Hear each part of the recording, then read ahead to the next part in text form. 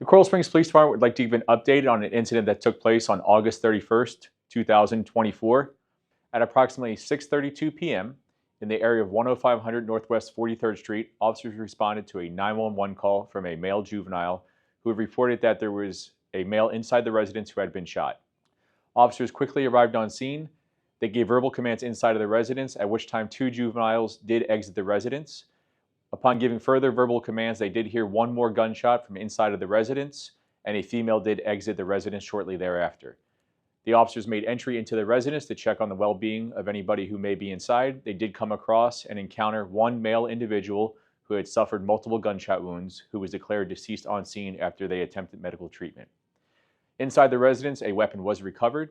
At this time, we are not looking for any additional suspects. There is no threat to the community. And one individual, Denise Malcolm, has been taken into custody and charged with one count of premeditated murder homicide. The Coral Springs Police Department would also like to update an incident that took place last night around the same time as a homicide. At approximately 9:06 p.m., our Coral Springs Communications Center received a call from an individual reporting an attempted robbery in the area of the 4400 block of Riverside Drive.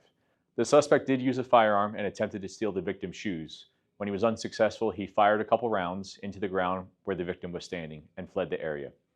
Officers and detectives responded to the scene, were able to identify the suspect, and ultimately take him into custody and recover the firearm.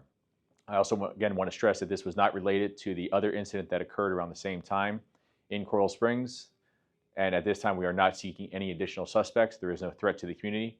I would like to take a moment to thank all of our staff who worked last night, from our communications center to our officers, to our detectives, to our crime scene.